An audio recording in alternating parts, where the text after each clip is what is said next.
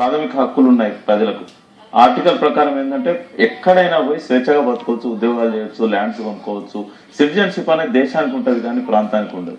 ఒకవేళ కనుక ప్రభుత్వము మొండిగా పోయి పెడితే కోర్టులు మీరు చెప్పిన దాని ప్రకారం ప్రభుత్వం కూడా మొండిగా పోయేటువంటి అవకాశం కూడా లేదు. ఎందుకంటే కేసీఆర్ గారు మీకు అత్యంత సన్నిహితంగా ఉంటారు. కేసీఆర్ గారి మూవ్మెంట్స్ మీరు గమనిస్తూ ఉంటారు. 1956 తీసుకురావడానికి కారణం ఏంటంటే మీరు చెప్పినట్టు అదే ఉండదు సార్. రైట్, మరో కాల్ వెయిట్ చేస్తున్నాను కెనడా నుంచి. వెంకట్ గారు మాట్లాడండి. నమస్కారం సార్, ప్రకాష్ గారు. నమస్కారం వెంకట గారు. సుమన్, సంపత్, పవన్ అందరూ షో వాచ్ చేస్తున్నారు. రీసెంట్ గా కెనడాకి వచ్చి మమ్మల్ని అందరినీ తెలంగాణ ఎన్ఆర్ఐస్ ఇన్స్పైర్ చేసినారు. చాలా సంతోషము. మీరు అన్ని చెప్తున్నారు. ఒకటే పాయింట్ చెప్పరాస్తున్నారు సార్. మీ ఉద్యమం తెలంగాణ వచ్చిన అందరికి రావాలని ఉండే మొన్న వచ్చినాక ఏం చేద్దామన్నారు అందరూ మీరు చాలా మంచిగా మాకు ఎక్స్ప్లెయిన్ చేశారు. ఆ పాయింట్ ప్లస్ ప్రొఫెసర్ జయశంకర్ గారి ఫౌండేషన్ ద్వారా ఎన్ఆర్ఐస్ వాళ్ళ నాలెడ్జ్ వాళ్ళ ఐడియాస్ ఇవ్వచ్చు అన్నది కొంచెం ఎక్కువ ప్రొపగేట్ చేయాలన్నది మాకు కోరిక సార్. మీరు అన్ని చేస్తున్నారు. నాకు కెనడాలో వీళ్ళంతా కూడా ఒక 250 ఫ్యామిలీస్ అందరు వచ్చారు.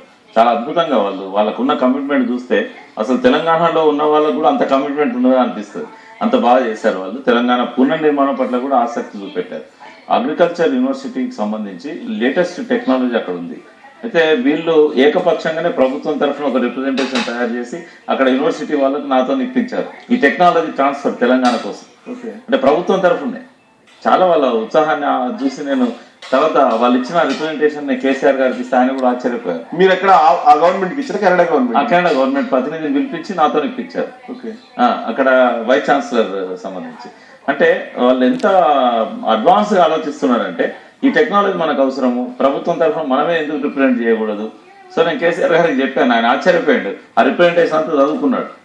వీళ్ళు వారిని ఇన్వైట్ చేశారు కేసీఆర్ గారిని. అంతా కూడా నేను కేసీఆర్ గారికి చెప్పినాను. నేను ప్రపంచంలో చాలా దేశాల్లో మనకంటే చాలా అడ్వాన్స్ అయి ఉన్నారు. మన ఎన్ఆర్ఐస్ అక్కడ ఉన్నారు, మన తెలంగాణ వాళ్ళకి ఆ తపన ఉంది, ఆ పట్టుదల ఉంది. వాళ్ళకి చేతి నిండా పని పెట్టాలి. మనం ఆ టెక్నాలజీ మనం తెలంగాణ తెచ్చుకోగలిగితే ఇప్పుడు 100 ఏళ్ళు అనుకున్నాం మనం అమెరికా కంటే అని అనుకుంటున్నాం. కనీసం 50 ఏళ్ళ బ్రిడ్జ్ గ్యాప్ అన్న తగ్గించుకోవచ్చు. మనం అవకాశం ఉంది. నిజంగా కెనడా అద్భుతం అండి. 147 సంవత్సరాల చరిత్ర కెనడాకు. మనకేమో వేల సంవత్సరాల చరిత్ర. 147 సంవత్సరాల్లో సంవత్సరంలో సగం రోజులు మంచిగా ఉంటుంది అక్కడ. ఆ 6 నెలల్లో కూడా వాళ్ళు 147 సంవత్సరాల్లో ఎంత అద్భుతంగా కెనడాని డెవలప్ చేశారనేది, ఆ స్ఫూర్తి, ఆ నాలెడ్జ్, ఆ టెక్నాలజీ మనం తీసుకుంటే తెలంగాణలో కానీ ఆంధ్రలో కానీ ప్రతి పట్టణాన్ని మనం ఒక కెనడాలో టొరంటోలో ఉన్న డౌన్ టౌన్ లాగా మనం చేసుకోవచ్చు. మీరు కెనడా లేరు రీసెంట్ గా